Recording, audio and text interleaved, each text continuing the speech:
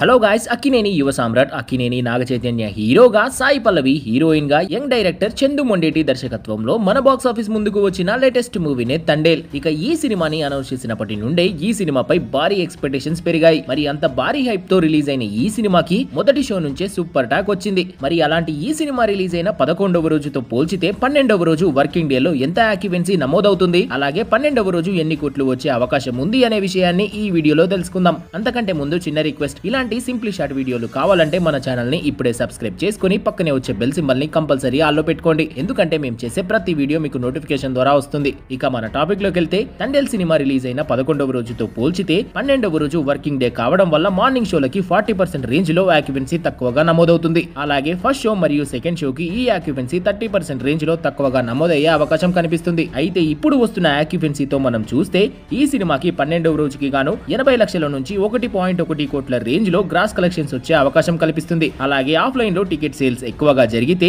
ఈ కలెక్షన్స్ కొంచెం మారే అవకాశం ఉంది. ఇక ఏది ఏమైనా కానీ ఈసారి మాత్రం తండేల్ సినిమాతో నాగచైతన్య 100 కోట్ల క్లబ్ లో చేరి దుమ్ము లేపుతున్నాడనే చెప్పొచ్చు. సో ఫ్రెండ్స్, తండేల్ సినిమా చూస్తే ఎలా అనిపించిందో కామెంట్ చేయండి. అలాగే మన ఛానల్ ని సబ్స్క్రైబ్ చేసుకోండి. Thanks for watching.